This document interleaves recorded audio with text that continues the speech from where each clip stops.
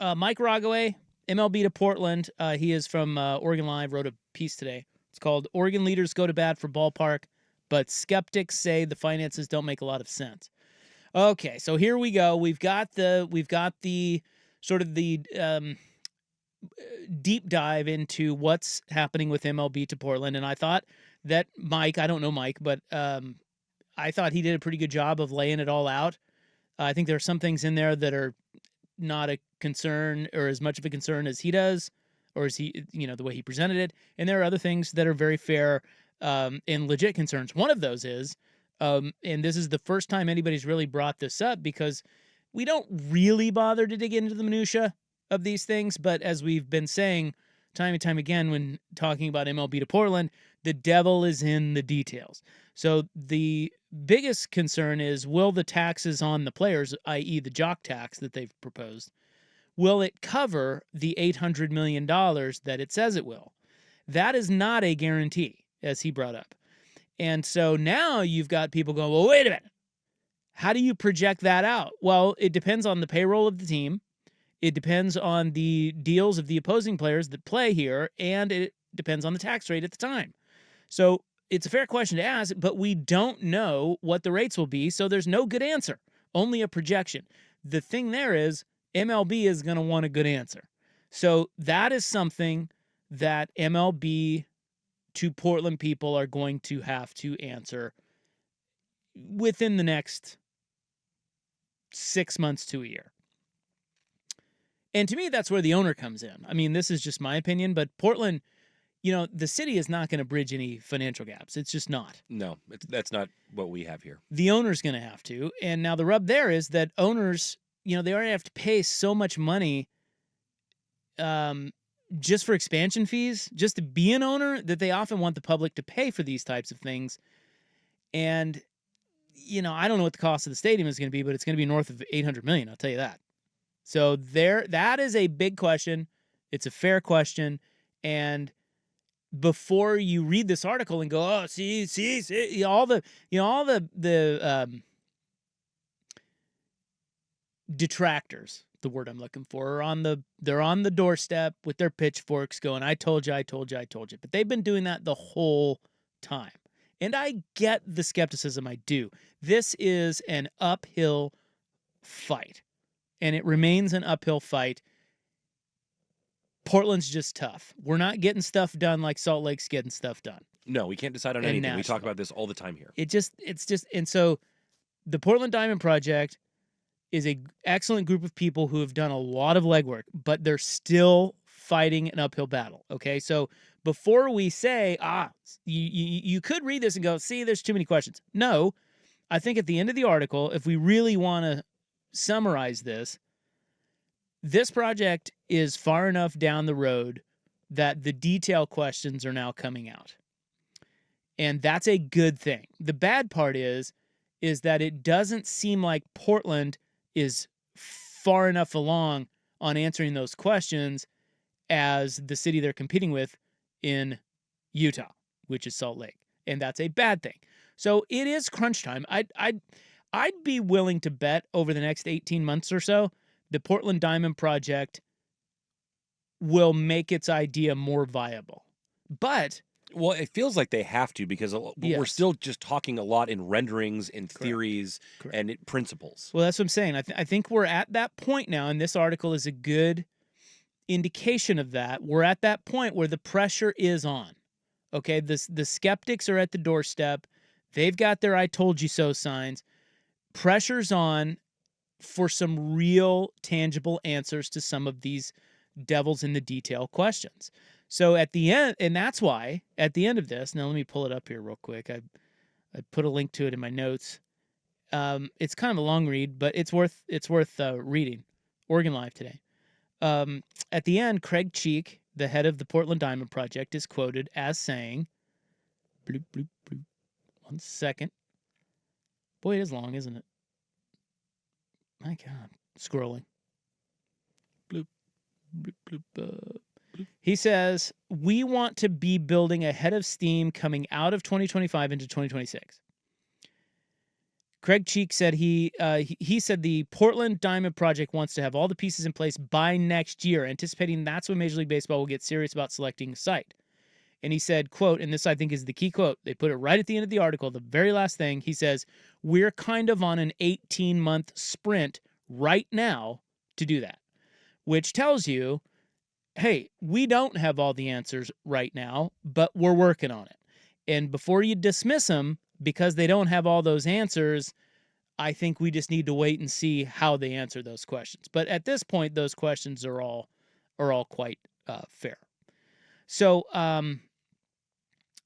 the one thing in there, I mean, like let's be honest. If you're really being fair about this, Portland has been lapped not only by Vegas, who already got a team, but they've now been lapped by Salt Lake. Yeah. But the Portland Diamond Project has always talked about it being about timing. The stars have to align. And that means a lot of things have to come together at once, which is what they're trying to piece together all right now. So this time, space and time signifies it's time to start aligning those stars, which is why, again, I go back to the 18-month sprint quote. I think that's what he's saying. The crunch has begun. It sounds like they want to select a city on the West Coast and one in the East or in another time zone by 2028 and have them playing by 2030. Now, there are several other stars that need to align, and I think a couple of those that he brought up are not all that big of a deal. From what I understand, and I'm out to, I will say, I'm out to Mike Baird and I'm out to Craig Cheek, waiting to hear back is when they can come on and talk about some of this stuff. I'm guessing they're huddling right now, and they're working their tails off behind the scenes. There may be nothing to report yet. I'll let you know if they're willing to come on. But as of now, or at least the last time I talked to them, the environmental factor of Zedell Yard site wasn't that big of a hurdle. A lot of people are bringing that up because, it used to be a shipyard. Right. And the soil and the environmentalists, and that has long been a problem with that site and a discussion on that site. But, the only thing I have to go on is what the PDP guys said, and it is not, while it is a thing, it's not a major hurdle. It was kind of discussed in this article today, but not in depth. So there's probably more to dig into there, but I don't think that's a huge one. And the other one is the owner, and look, I got to tell you, this is the first time I raised an eyebrow with something that Craig Cheek said.